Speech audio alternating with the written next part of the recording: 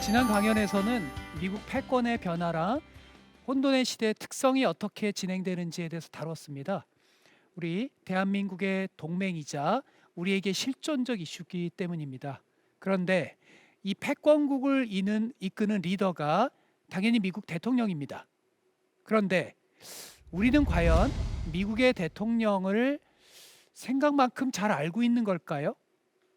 막연하게 슈퍼파워의 슈퍼맨 정도로 알고 있는 건 아닐까요?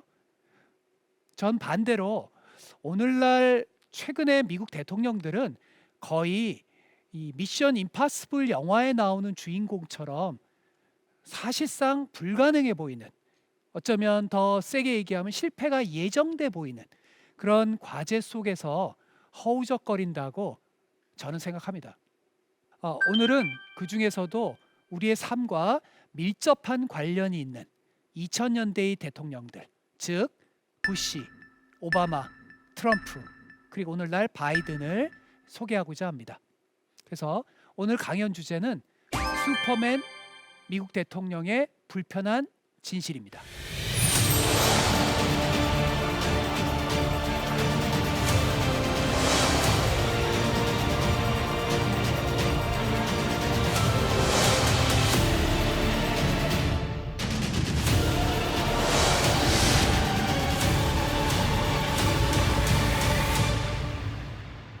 미국 대통령의 의사결정을 이해하려면 그들이 어떤 환경, 그리고 어떤 각각의 인물의 특성을 가지고 있는가를 알아야 합니다.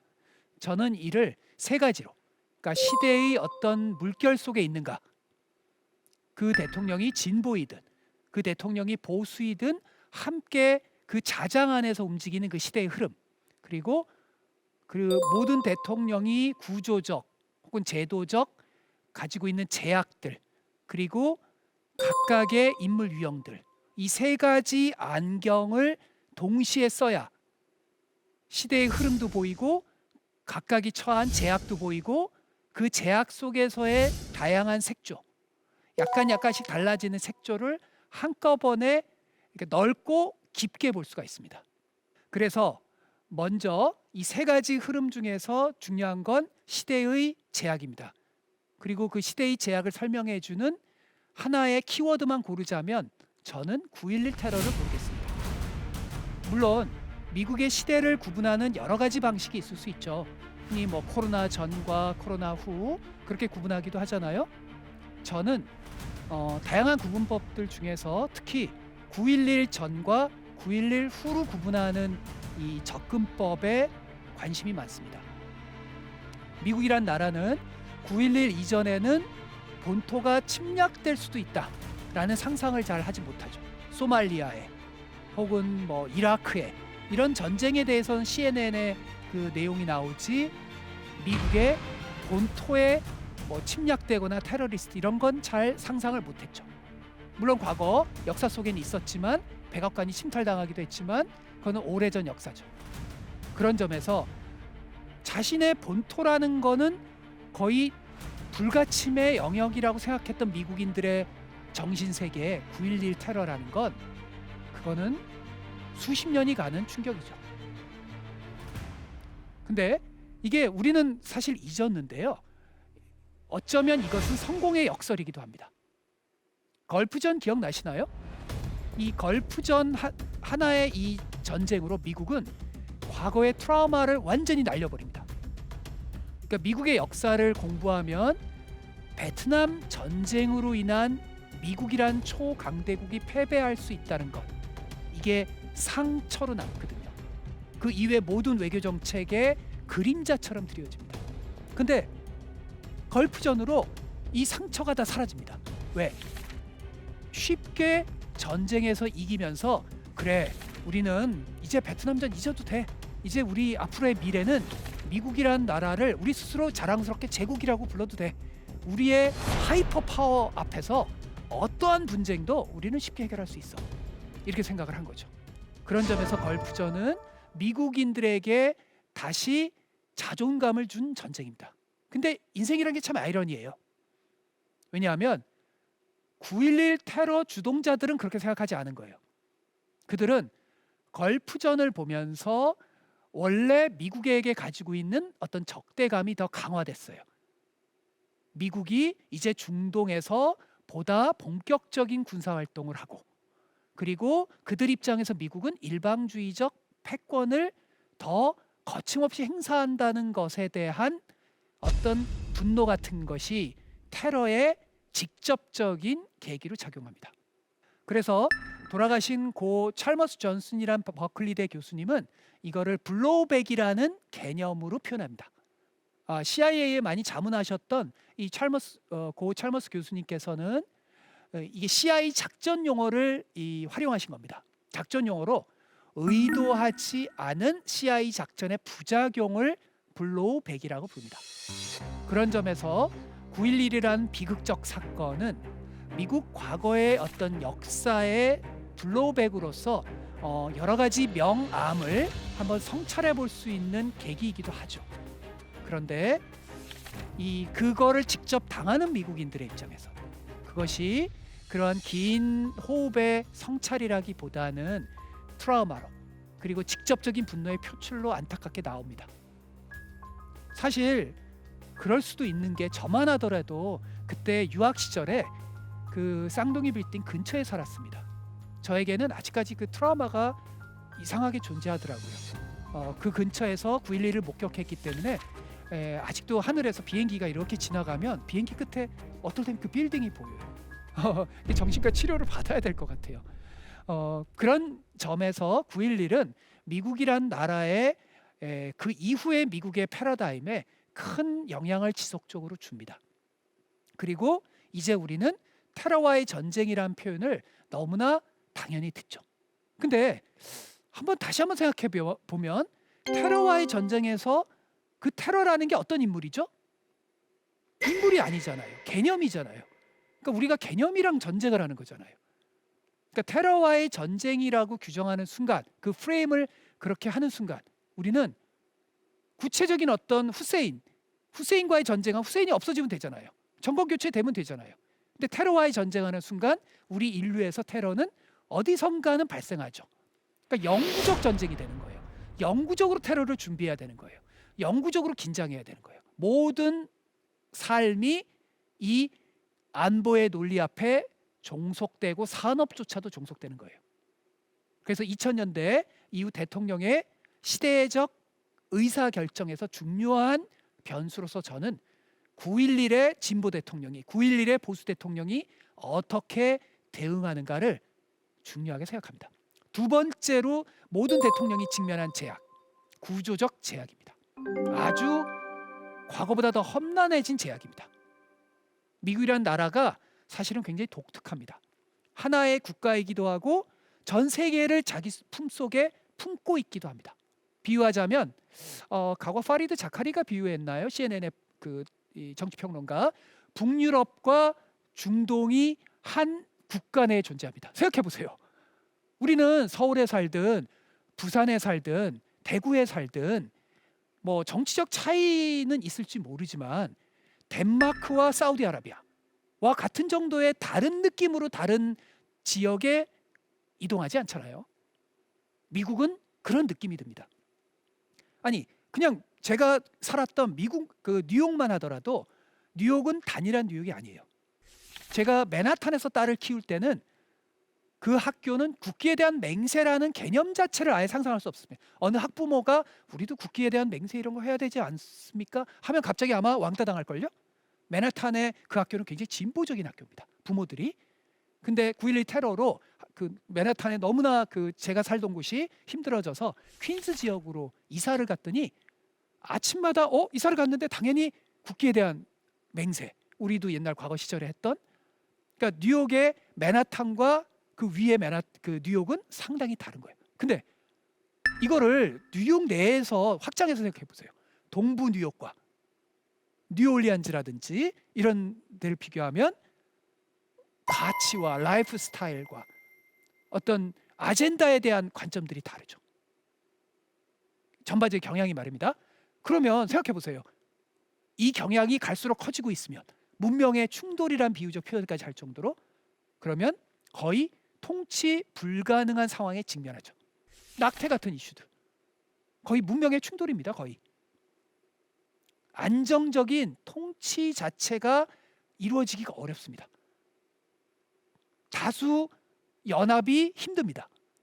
양극화가 심해지면 집토끼 서로 차지하는 게임이잖아요. 중도는 좁아들고. 그러면 매 선거마다 아슬아슬한 의석수를 겨우겨우 유지해가요. 그러면 여러분이 대통령이라고 상상해 보세요. 아슬아슬한 의석수, 다음 선거에서 한석 차이로 질지도 모르는데 대담한 아젠다가 가능할까요? 가능하기 힘들어요. 과거 좋았던 시절은 지난 겁니다. 그리고 또 하나의 제약, 미국은 의회가 굉장히 강해요.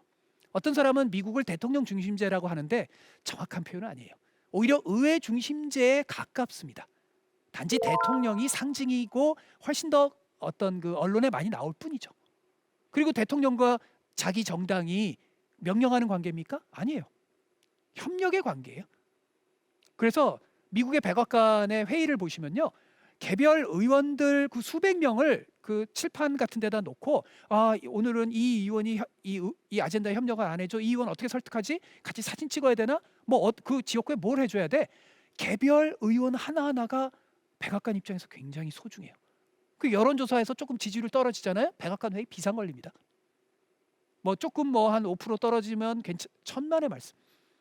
그래서 제왕적이기라기보다는 여론에 취약한 대통령입니다. 그리고 미국의 대통령은 미국만 통치하나요? 아니죠. 처음에 이름 들어보지도 못한 곳조차도 개입해야 됩니다. 아무런 사전 지식도 없지 말입니다.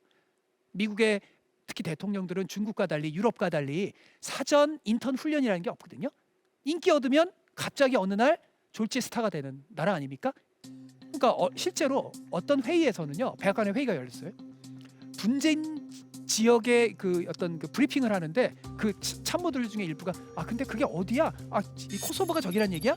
보스니아가 여기야? 하고 그 처음에 논쟁을 합니다. 그런 거예요. 미국이란 나라가 유라시아 끝에서 끝까지를 그 전 지구적 네트워크를 지배하다 보니까 많은 경우에 개입을 해야 되는데 그 개입하는 나라가 어딘지 중학교 고등학교 때 배운 적이 없거든요. 그러니까 저는 미국 대선 후보들이 대선 캠페인하면 신기해요. 그 모든 나라들 어떻게 이름을 외우지? 그런 거죠. 그리고 식민지도 없죠. 이제 돈도 많지 않죠. 국내 여론은 야, 너 국내나 잘해라 그러죠. 그러다가 대회 개입을 했는데 미군 한 명이라도 어디서 포로로 잡히거나 이러면 막 그거 가지고 방송들은 막 난리가 나죠. 저는 그래서 거의 미션 임파서블의 상황에 직면했다고 봅니다. 근데 이러한 제약 속에서도 조금씩 그 색조들이 달라지는 거예요. 개성들이 다 인물마다 다른 거 아니에요?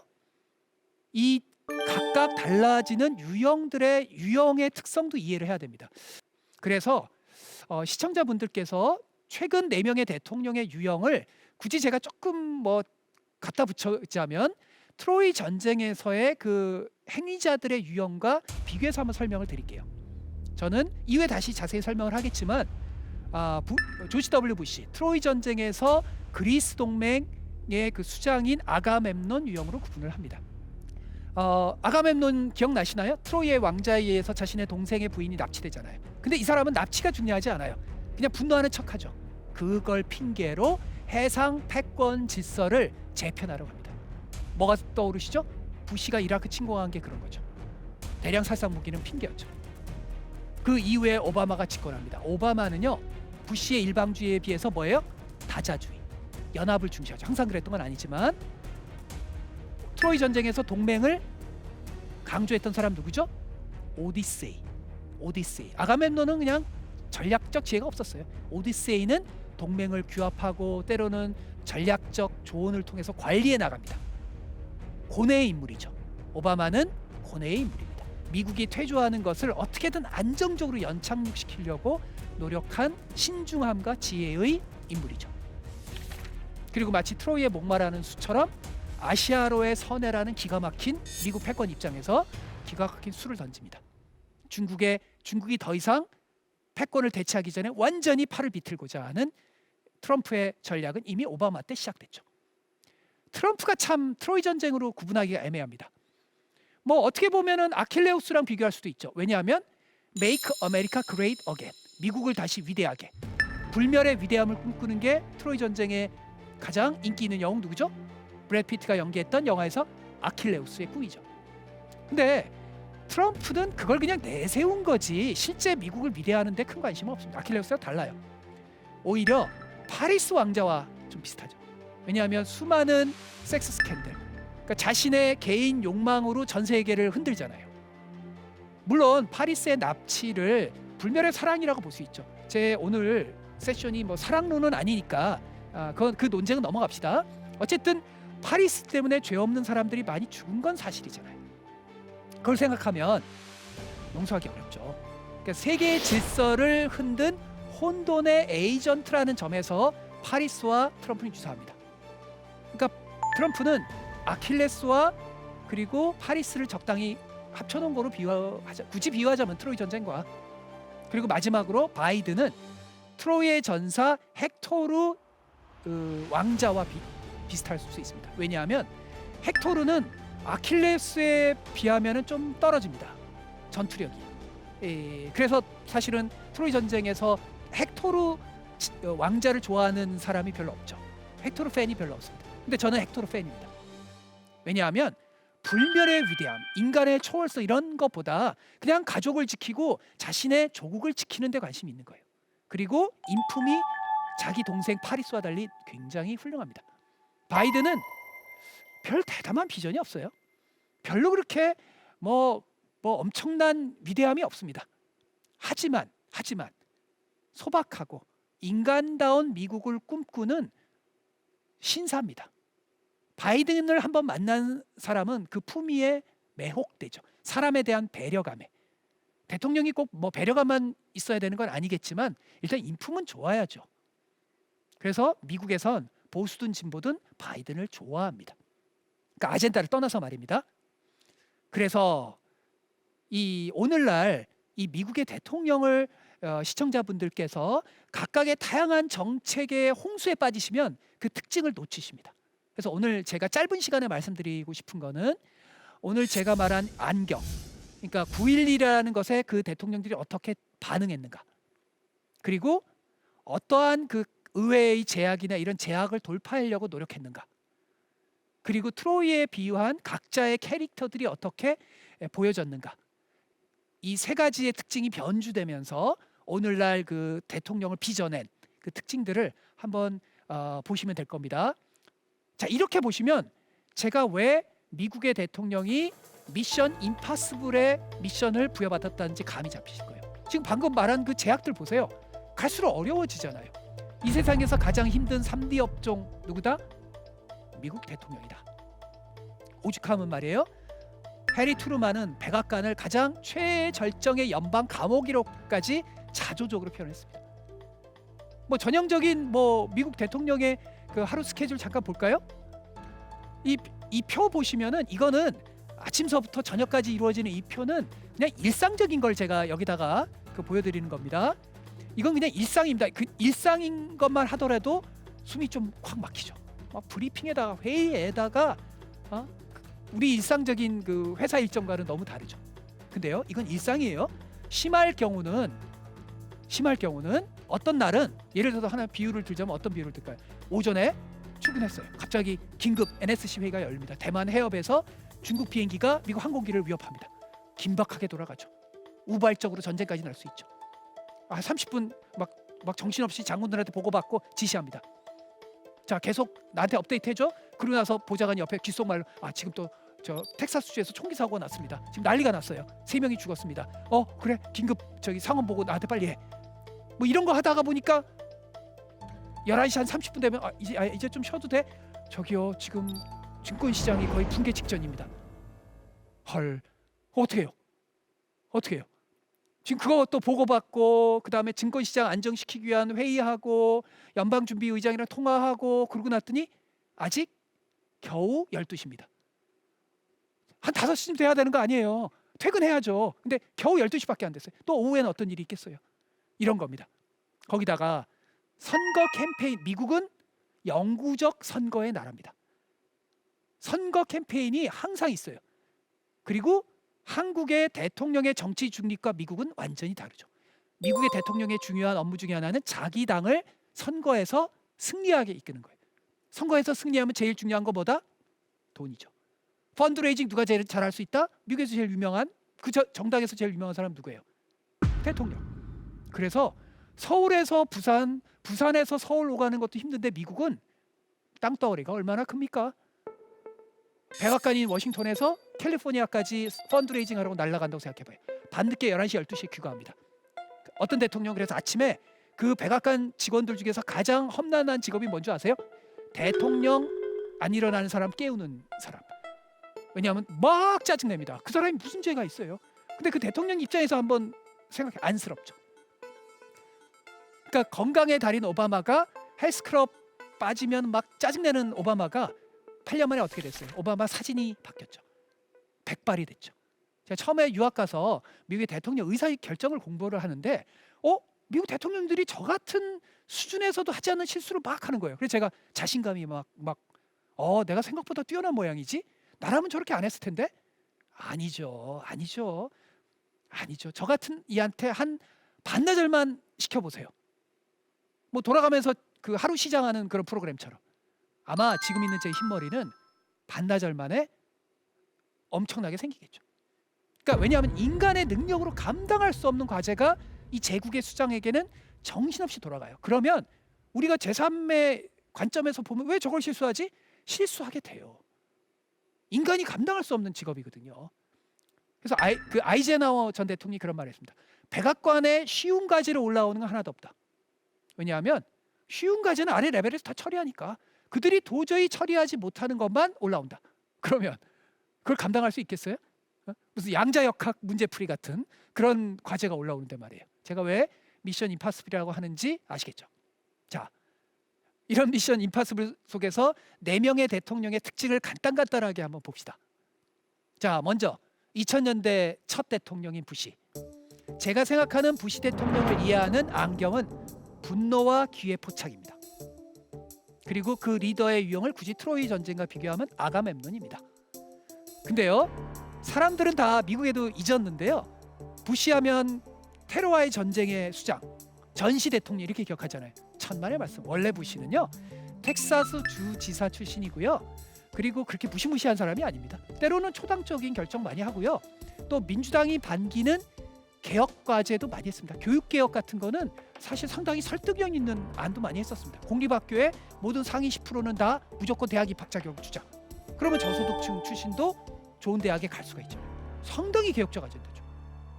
그리고 국제 노선에서 캠페인 때마다 반복해서 뭐라 그랬냐면은 아니 그 진보들은 말이야 그 귀중한 에너지를 왜 별로 우리 미국이 개입할 필요도 없는 국가에 개입해서 에너지를 써. 남의 나라 네이션 빌딩 국가 건설은 우리가 하는 게 아니라 지네가 해야지 우리 거나 잘해. 아주 조롱을 했었어요. 근데요 9.11 터지고 나서 네이션 빌딩 누가 하죠? 부시가. 9.11이 터지니까 콘도리사 라이스 국무장관이 아주 중요한 발언입니다. 이 발언 기억하셔야 됩니다. 이 기회를 전쟁이 준 이 기회를 놓치지 말자고 말입니다. 아주 노골적인 발언이죠. 부시가 아가멤논이 되는 트로이의 아가멤논이 되는 순간입니다. 이 그 기회를 통해서 해상 무역의 패권을 질서를 교체하려고 했던 것처럼 이걸 통해서 중동의 질서를 완전히 재편하려고 합니다. 콘디보다 더 강경한 군사주의 외교안보 노선. 그때 누구였죠? 소위 누구? 신보수주의, 소위 네오콘이라고 하는 난폭한 패권을 추구하는 사람들이 이 기회를 놓치지 않으려고 합니다. 근데요 사실은 그 이후에 비밀 자료가 해제되면서 많이 드러나고 있는데 테넷 CIA 국장이 거의 40번 이상 부시에게 브리핑을 사전에 했었습니다. 9.11 터지기 전에. 근데 설마 하면서 놓쳤죠. 설마 하면서 많은 걸 놓쳤습니다. 그리고 9.11이 갑자기 터지면서 신경발작적으로 백악관은 반응하기 시작합니다. 심지어 무시무시한 독트린, 선제 공격 독트린을 추구합니다. 적이 더 성장하기 전에 예방적 공격을 해야 된다는 이 영어로 얘기한 프리벤션, 예방. 그러니까 상대가 미사일, ICBM을 쏘기 직전에 타격하는 그런 타격이 아니라 그냥 오래전에 예방을 해야 된다라는 그러한 선제 공격 독트린입니다. 영화 떠오르시는 영화 있지 않습니까? 스티븐 스필버그의 마이노리티 리포트 같은 노선이죠. 제가 만약 여기 손에 야구공이 있다면, 그리고 여기 책상이 있다면, 이거를 야구공을 이렇게 굴리면 떨어지기 전에 잡죠. 왜 잡아요? 떨어지니까. 왜 이쪽에서 잡아요? 이쪽으로 떨어지니까. 따라서 반드시 이라크는 대량 살상 무기로 테러를 발생시킬 것이다. 따라서 그 전에 반드시 발생할 거므로 지금 체포한다. 마이너리 리포트 같은 얘기죠. 그리고 네오콘의 대표 중 하나인 폴 울포위츠 부장관, 아주 악명 높은 그 당시 강경 군사주의의 대표입니다. 이라크에 대량 살상 무기가 있다고 얘기합니다. 나중에 진실이 아니었죠? 거짓말로 밝혀집니다. 근데 더 놀라운 건 뭔지 아십니까? 천연덕스럽게 엘리트는 그건 그냥 핑계였어 라고 하는 무시무시한 말을 합니다. 거짓말할 엘리트의 권리를 옹호합니다. 원래 이게요, 네오콘의 신보수주의 철학적 대부인 시카고 대학의 저명하신 철학자 레오 스트라우스의 이론이기도 합니다. 엘리트의 어떤 특권 같은 좀 무시무시한 주장이죠. 이들은 콜린 파월 합참 의장 같으신 합리적 보수, 존경하는 전쟁의 영웅을 경멸합니다. 이게 이해가 되시나요? 그 걸프전을 승리로 이끌고 한 전쟁의 영웅인데, 저 사람은 너무 유약해. 전쟁의 영웅에게 그러면서 회의에서 왕따시킵니다. 그리고 콜린 파월 합참의장이 유엔 대사로 임명된 다음에, 유엔 대사면은 전 세계가 존경하니까요. 저도 콜린 파월 의장의 팬인데요. 그런데 유엔 대사 시절 그들이 준 이라크에 대량 살상 무기가 있다라고 하는 거짓 정보를 믿을 수밖에 없잖아요. 자체 정보기관이 준 거니까. 그걸 통해서 유엔에 나가서 이라크를 침공해야 되는 전쟁을 합류합니다. 지금까지 이 명예로운 장군이 최악의 5점을 남기면서 퇴역하죠. 근데 더 큰 문제는 말입니다. 더 큰 문제는 전쟁의 원래 목적이 어디론가 사라지고 다른 목적이 생깁니다. 원래 아프간 미국이 침공하는 건 뭐 때문에? 빈 라덴을 은닉한 아프간에 대한 응징 아닙니까?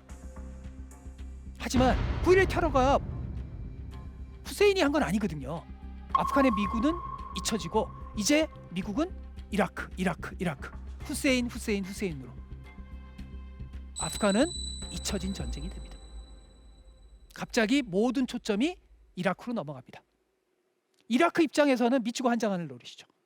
왜냐하면 농약 살포형 경비행기밖에 없는데 이걸 대량 살상 무기라고 하니 아닌 걸 긴 거는 보여주지만 아닌 걸 어떻게 보여줘요? 미칠 노릇이죠. 사람들은 아프간을 잊고 이라크의 공격의 분위기가 생기기 시작하죠. 그리고 미국이 잊은 아프간은 안정화가 되지 않아서, 충분한 자원이 투여되지 않아서 혼돈으로 빠집니다. 그리고 남의 나라 국가 건설에 그토록 혐오감을 표현했던 조지 W 부시가 이제 놀랍게도 자기가 비난했던 빌 클린턴처럼 네이션 빌딩, 아프간의 하루하루 국가 건설, 심지어 선거 관리까지 미군이 관장하게 됩니다. 다만 부시 대통령이 이걸 잊었을 뿐이죠. 그래서 어느 날 부시 대통령에게 아프간 현지 사령관이 보고하러 백악관에 들어옵니다. 일정을 비서실장한테 보고받아요. 그 부시 대통령이 누가 온다고? 그게 누군데? 라고 합니다. 자기가 파견한 아프간이란 어마어마하게 중요한 전쟁을 지휘하는 장군인데 그게 누군데 그러는 거예요. 믿어지십니까? 저는 다 사실만 얘기합니다. 근데 믿어지시가 이게 사실이라고 하기에는 그 슈퍼 파워의 어떤 대통령이라고 하기에는 믿어지지가 않잖아요. 결국 부시의 국내 국제적인 전략적 판단과 오판의 근저에는 9.11 테러가 준 공포, 불안 혹은 기회가 도사리고 있는 겁니다. 하지만 이 기회는 역으로 이후 미국 대통령들에게 악몽이 되죠. 하지만 미국인들이 새로운 꿈을 꿀 수 있는 기적이 일어납니다. 누구? 오바마 대통령.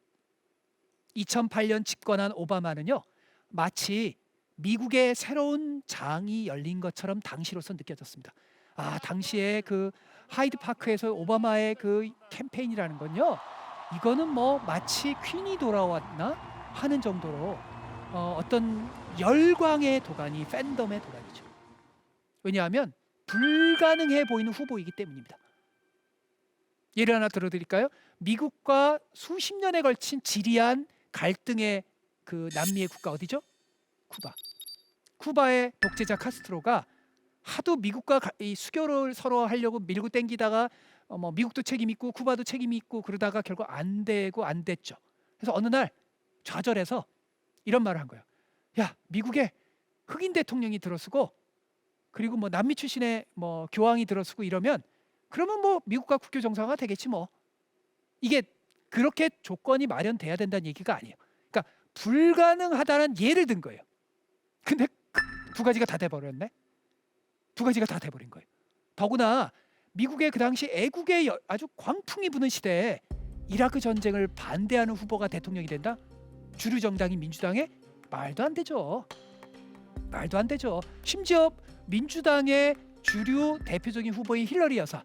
힐러리 여사는 이라크 전쟁을 찬성했고요, 반대했고요. 적극 찬성했습니다. 백지 수표를 줬어요, 부시에게. 그게 나중에 힐러리 여사의 발목을 잡죠. 근데 오바마가 당선된 일이 발생하는 일. 힐러리라는 무적 함대가 침몰하는 일이 발생하는 거예요. 그 당시로서는 진짜 기적인 거죠. 근데 그 당시 많은 이들이 기적에 취해서 놓친 게 있죠. 오바마의 자서전, 글도 잘 써요. 오바마는 그 베스트셀러 제목이 담대한 희망이잖아요. 근데 그 자서전의 제목은 그랬는지 모르지만 오바마의 국정 운영의 책을 제가 저보러 쓰라 그러면 저는 담대한 희망이라고 쓰지 않고 고뇌와 관리라고 쓰겠습니다. 이게 오바마 시대의 키워드입니다. 자, 트로이 전쟁에서 누구와 비슷할까요? 생긴 건 뭐 아주 막 역동적인 그러한 뭐 아킬레우스 같이 생겼어요. 근데 이 사람의 속을 들여다보면 오바마의 머릿속과 가슴속을 들여다보면 이 사람은 한 30년, 40년 나이를 플러스해야 돼요. 나이든 지혜로운 노인 같아요. 이 사람의 DNA가. 오히려 반대의 당시 부통령인 바이든 부통령은 굉장히 현자 같은 느낌이 있잖아요. 영화배우 같은 데서 만약 출연하면 지혜로운 스타워즈에서 그 지혜로운 현자 같은 느낌이잖아요. 근데 반대예요. 오히려 이 사람은 나이가 훨씬 많은데 젊은 혈기, 역동성, 막 그냥 감정의 그 기복이 있어요. 아, 이거 빨리 결정하지 뭐해? 근데 오바마는 아, 글쎄 나 내일 결정하면 안 돼? 그럼 바이든이 아니 지금 결정하면 되지 뭘 이렇게 생각이 많어? 아니 내일 결정할게. 이게 완전히 바뀐 거예요. 우리가 흔히 생각하는 거와 반대입니다. 오바마는 인생의 연륜과 지혜가 있어서 트로이 전쟁의 전사로 비유하면 오디세이예요. 부시처럼 어리석게 일방주의적으로 난폭하게 안 해요. 동맹을 설득하고 독일의 메르켈과 호흡을 같이 하고 하는 동맹 규합에 능한 오디세이와 비슷합니다. 당시 미국과 전 세계는 젊지만 지혜와 배려심을 갖춘 공감의 대통령, 그에게 환호성을 지르고 새로운 시대가 열렸다고 합니다. 실제로 그는 실제로 G20 같은 틀이 오바마 시절에 많이 강화됐죠. 그리고 쿠바, 국교 정상화, 이란과 불가능해 보이는 이란과 적성 국가인데 합의까지 합니다. 물론 북한 문제는 반기했지만 하지만 담대한 비전을 펼치기 어려운 제약이 거대했습니다. 그간 미국의 90년대 신자유주의 시대에는 고삐 뿔린 자본의 힘이 강화되고 투기가 아마 거품이 생기고 제가 그 1강에서 이 서프라임 모기지 같은 얘기를 드렸죠. 과잉 자본이 갈 데가 없어서 부동산 광풍으로 이어졌다는 말씀 드렸죠. 내 집을 갖자라는 그건 보수 대통령도 마찬가지고 진보 대통령도 마찬가지입니다. 빌 클린턴 민주당 대통령이잖아요. 거기도 그 부동산 환상 부추겼어요. 진보도 부추겼고 보수도 부추겼습니다. 내 집을 갖자 이런 환상을 붙여서 저소득층에게 서프라임 모기지. 그 사태가 터지고 그 당시 그린스펀 연방준비위 의장은 그 전까지만 하더라도 미국은 이제 대공황이 안 발생해요. 탁월한 조정과 규제가 가능해요. 그랬나요? 2008년 그린스펀을 비웃기나 하듯이 전대미문의 위기에 봉착하죠. 중국에게 조롱당하죠. 실제 그 위기가 그 당시 그 느낌이 어땠냐면요. 미국에서 백악관 내 회의 아젠다 중에 하나가 은행 국유화였습니다. 그게 상상이 가십니까? 은행 국유화라는 건요. 소비에트 시절 레닌의 구호였어요. 사회주의론의 아젠다란 말입니다. 그것을 가장 자본주의 최첨병 미국에서 은행 국유화를 논의해야 될 정도로 자본주의가 흔들린 거예요. 하지만 오바마는 점진주의자라 그랬죠. 은행을 급격히 국유화하기보다는 스트레스 테스트를 통해서 구제 금융 조치를 하고 옥석을 가려냅니다. 다시 질서를 만들기 위해서 다양한 관리 조치를 하죠. 밴드에이드를 붙입니다. 근데 제국의 수장 입장에서는 그런 고민이 들었는지 모르겠지만 우리 일반인의 입장에서, 파산하는 입장에서 이게 뭐지? 에? 아니 우리가 제3세계 국가도 아니고, 아니 그렇게 그들은 마구 그 보너스 파티하는 애들 규제해주고 구제해주고, 우리는 뭐지? 오바마에 대한 반감, 미국 엘리트에 대한 반감이 생기죠. 소위 포퓰리즘이 전면화하는 시대가 미국에 생기는 부시가 2008년 오바마 집권 기간에 무르익기 시작합니다. 무르익기 시작해요. 그리고 그는 흔히 생각하는 것보다 현실주의자입니다. 미리 땡겨서 노벨 평화상을 줬죠. 근데 노벨 평화상 위원회가 경악을 했을 겁니다. 수상식에서 어떻게 했죠? 수상식에서요, 아주 경악할 만한 일이 있었죠. 원래 노벨 평화상을 수상받았으면 수상식에서 어떻게 해야 돼요? 평화에 대한 얘기를 해야 되는데 오바마는 전쟁에 대한 얘기를 합니다. 정의의 전쟁을 주창합니다. 실제 오바마 시기는요, 미국 역사상 가장 군사적 드론의 수가 많았던 시기입니다. 드론 작전이 많았던 시기입니다. 진보 입장에선 불편한 진실이죠. 그래서 오바마 시기는 다소 모순과 아직까지 부족한 인식이 있었던 시기입니다. 그리고 오바마 시기가 되면 이제 인종주의가 사라진다라고 하는 유토피아적 희망이 일어났는데 저도 그런 오판을 했었습니다. 그렇게 됐나요? 아니죠. 인종 화해는커녕, 그리고 젠더의 공존은커녕 오히려 반여성주의, 동성에 대한 반발, 아프리칸 아메리칸 히스패닉에 대한 반발, 이런 게 생기죠. 낭만적 환상은 산산조각이 납니다. 이때 우연히 등장하는 인물 누구? 뉴욕의 부동산 업자 나르시스트의 화신 트럼프입니다. 그간 대선에서 자기 과시욕으로 나가려고 했던 적도 있죠. 경선에. 근데 변변한 결과를 못 얻다가 어느 날 시대가 자기의 시대로 흐름을 바뀌는 걸 감지하게 됩니다. 그리고 오바마 대통령 주최 유머하는 만찬에서 오바마가 자기를 조롱하는 것을 보면서 분노하죠. 오바마 출생이 미국 본토가 아니라는 말도 안 되는 가짜 뉴스를 앞에서 퍼뜨린 게 트럼프거든요. 트럼프가 처참하게 모욕받죠. 이 역사라는 게 우연과 필연의 결합 아닙니까? 제가 1강에서 그 얘기 드렸죠. 사라예보 총선과 자본의 광풍이 결합해서 2차 대전. 트럼프라는 우연한 뉴욕의 부동산 업자의 나르시즘과 그간 구조적으로 쌓인 미국 오바마 같은 엘리트에 대한 반감, 그 인화성 물질이 결합되니까 폭발이 일어나죠. 바로 우파 파퓰리즘의 시대가 미국과 영국에서 브렉시트를 비롯해서 전 세계에 일어나기 시작합니다. 한국만 그 당시 광풍에서 예외였죠. 오바마가 퇴임을 하니까 그 당시 메르켈 수상이 눈물을 흘렸다 그래요. 눈물을 지었다 그래요. 왜? 이제 누구랑 의논하지?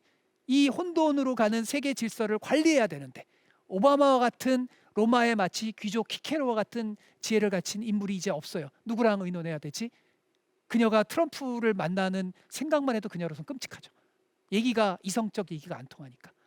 오직 그 독일한테 그 분담금 얘기만 하는데 이것만 돈. 이제 본격적으로 혼돈의 시대로 진입합니다. 근데 이게 역사라는 게 참 희한합니다. 지금은 우리 모두가 트럼프를 어떤 그 일방주의와 인종주의 이런 걸로 많이 공격하잖아요. 근데 원래는요, 트럼프는요, 인종 간 공전 다문화주의의 롤 모델 같은 사람이었습니다. 공화당에서. 그래서 계속 공화당이 지니까 이제 민주당에게 다문화주의를 넘기지 말고 우리도 좀 다문화주의적인 후보를 내보내자. 트럼프 같은 사람 말이야 라는 걸 리포트를 씁니다. 믿어지시나요? 완전히 지금 공화당은, 지금 미국은 그때의 미국이 아닙니다. 트럼프를 이해하는 키워드는 혼돈과 위대함입니다. 그는 혼돈의 에이전트입니다. 배트맨 영화의 조커 같은 사람이죠. 그가 건드리는 모든 것은 혼돈으로 변합니다. 한때 일부 정치학자들이 그의 노선을 규정하려고 책을 써야 되니까 그거는 어리석은 시도입니다. 그의 책을 쓰는 건 지혜로운 거지만 그의 노선을 한마디로 규정하기 어렵습니다. 혼돈의 에이전트인데요. 그 주변에 측근들도 트럼프를 잘 모르는데요. 트럼프 자신도 자기를 잘 모르는데요. 그는 자기 노선이 없습니다. 북한을 최악의 악당이라고 전쟁할 듯이 했다가 반대로 야 우리가 미군이 훈련하는 게 조금 너무 북한에 위협이 되지 않을까? 완전히 180도 노선이 바뀔 수 있는 사람이 트럼프죠. 하지만 그는 시대 정신을 본능적으로 이해하는 탁월한 동물적 본능을 갖고 있습니다. 흔히 미국의 진보주의자들은 이걸 과소평가해요. 한때 뉴요커로서 뉴욕의 명사 행세를 하려면 다문화적인 그 느낌이 있어야 되거든요. 안 그러면 왕따 되죠. 뉴욕의 그 지성 사회에서. 하지만 9.1 테러 이후로 정치 지형이 바뀌었다라는 걸 감지하기 시작합니다. 본능적으로 느낍니다. 그리고 본능적으로 레이건 시대의 보수의 구호 미국을 다시 위대하게라는 구호가 먹힌다라는 걸 압니다. 트럼프의 트윗의 메시지 능력은 지금까지도 상대할 자가 없습니다. 마치 일본의 짧은 시를 우리가 하이쿠라 그러거든요.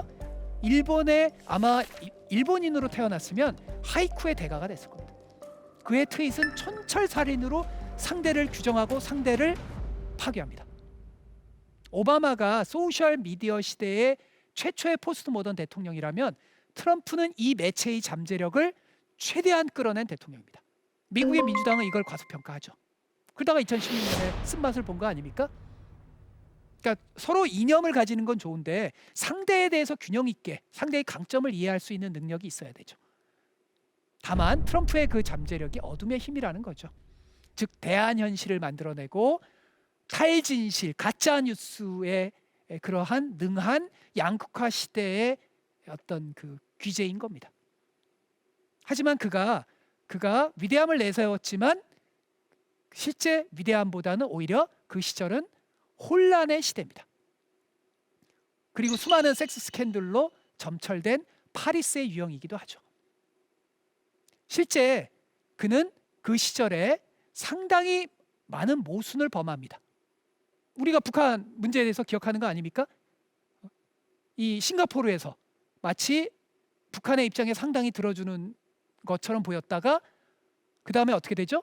그 다음에는 완전히 입장을 바꾸죠. 하노이에서 받은 충격 기억나십니까? 그러니까 혼돈의 시대에 맞는 광인일 수는 있어도 매드맨 티오리라 그러죠. 미친 척 해야 된다. 그래서 혼돈의 세상을 만들긴 했는데 그러나 혼돈 속에서 질서를 부여하진 않았죠. 심지어 동맹들에게도 팔을 비틀었고 그러다 보니까 사실상 그의 노선은 혼돈이 가득 찹니다. 중국과 친중 노선을 했다가 그 다음에 중국에게 난폭한 패권을 휘둘렀다가 그리고 또 인도 태평양 전략과 쿼드 같은 거 이런 또 탁월한 미국 패권 입장에서 전략을 추구하기도 하고 중동에서 이란을 압박했다가 다시 또 이 이스라엘과 아랍에미레이트 간의 아주 교묘한 협상을 이끌어내기도 했다. 그러니까 아주 그 혼돈의 인물입니다.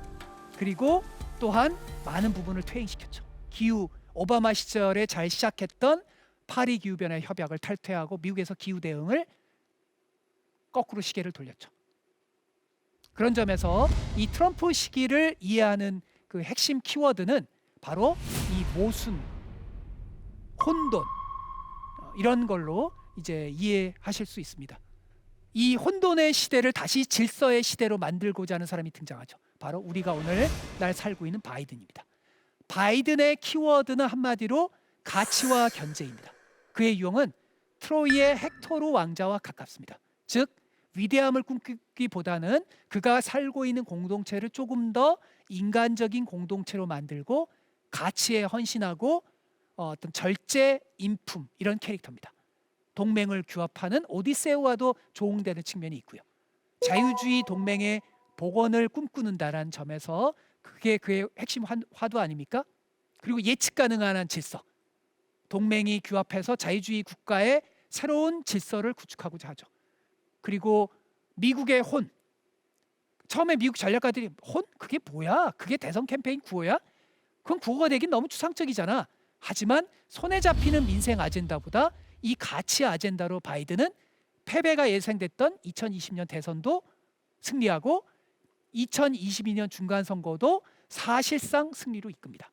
이 가치의 리더십이라는 화두로 바이든을 이해하면 바이든의 모든 정책이 이해하기가 쉽습니다. 그리고 그의 노선은 가치는 가치인데 전통적인 민주당의 가치가 아니라 새로운 가치입니다. 뉴노멀의 가치입니다. 어떤 가치? 신냉전의 가치. 중국과 건설적인 협력도 하지만 냉전의 버금가는 확실하게 중국의 상승을 꺾어야 된다라고 하는 신냉전 자유주의자의 가치입니다. 반드시 중국과의 냉전에서 승리하겠다. 그리고 이를 위해서 국가의 산업주의적 정책을 막강하게 수행하겠다라고 하는 겁니다. 근데 그의 말처럼 이 혼돈의 시대의 질서를 잡는 게 쉬울까요? 아프간 철군에서 된통 당하죠. 성급한 철군을 하다가, 그리고 러시아의 우크라이나 침공으로 곤혹스러운 상황에 빠져 있습니다. 동맹이 마음 먹은 대로 잘 이끌려 오지 않죠. 푸틴과 협상을 많이 시도했는데 생각처럼 쉽게 되지 않죠. 그리고 북중러, 그들은 더 밀착합니다. 기후변화에서 담대한 노선을 하고 싶지만, 그러나 공화당이 같이 초당적으로 합의를 해줘야 되지 않습니까? 공화당의 합의는커녕 자당의 의원 하나 이탈하면 심각한 문제가 되죠. 그래서 그가 가치는 내걸었지만 이 가치는 혼돈과 위선으로 가득 찰 수밖에 없습니다. 우크라이나 전쟁이 발생하니까 유가 안정 때문에 베네수엘라와 손을 내밀었고, 사우디 독재자에게 손을 내밀었잖아요.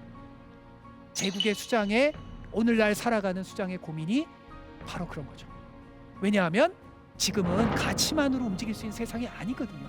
공급망이 막 얽혀서 때로는 이 체제가 다른 사람에게도 의존해야 되는 세상이죠. 그런 점에서 오늘날 바이든의 다자주의, 자유주의 가치는 빛바랜 가치이기도 합니다. 미국의 국내 정치, 중산층의 정치를 더 먼저 생각할 수밖에 없죠. 자, 지금까지 우리는 최근 4명의 대통령들이 직면한 현실과 제약, 특성을 알아봤습니다. 기존 미국적 가치를 지키려는 대통령이 당선될 겁니다. 혹은 좀 더 소프트한 예측 가능한 트럼피즘의 대통령이 당선될 겁니다. 이들이 교차하면서 당분간 미국 질서가 혼돈과 균열과 비틀거림 속에 갈 겁니다. 그리고 미국의 자유주의에 대해서 상당히 비판적인, 좀 더 미국을 덴마크식 국가로 가고자 하는 좌파들도 조금씩 성장하고 있습니다. 앞으로는 심지어 천하 삼분지계, 미국의 전통적인 자유주의 가치, 트럼피즘의 가치, 좌파의 가치, 이런 삼분지계로까지도 앞으로 나아갈 가능성이 높습니다. 당분간은 그렇게까지 가지는 않습니다. 이 미국의 대통령은 세계의 대통령이기도 합니다. 이들은 기후, 반도체, 대만, 북한 등 이슈에서 중요한 의사결정을 합니다. 인플레 감축, 하노이 정상회담에서 우리는 충격을 받았죠. 달라진 미국 대통령에 대해서 우리는 깊게 알아야 됩니다.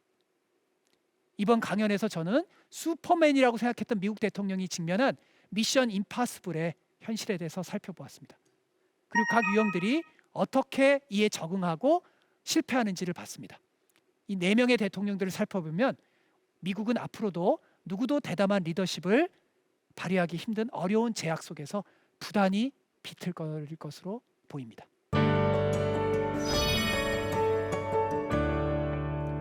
미국 백악관은 연방 감옥의 최정점이다. 해리 트루만 전 대통령이 심지어 백악관을 감옥에 비유하기도 했죠. 흔히 우리가 언론과 영화에서 보는 백악관은 화려한 연회 등으로 가득 찬 매혹적 공간이죠. 하지만 사실은 거기서 살고 있는 대통령에게는 하나의 감옥이자 3대 업종입니다. 때로는 대통령직에 운명이 걸린 빈라덴 암살 작전 여부를 최종 결정해야 하죠. 그 결정으로 자기의 대통령직을 잃을 수도 있죠. 때로는 자기 결정으로 수만 명이 복지 혜택을 잊고 거리에 몰리기도 하죠. 이러한 불안, 고뇌, 고독, 오만과 오판, 기회와 제약, 이것을 포괄적으로 이해하는 것이 한반도를 살아가는 우리 대한민국과 전 세계에 너무나 중요합니다. 우리가 미국과 세계를 향한 인텔리전스, 즉 지성의 근육을 부단히 키워야 하는 이유입니다. 지금까지 대한민국 최고의 강연 최강 1교시 안병진이었습니다. 고맙습니다.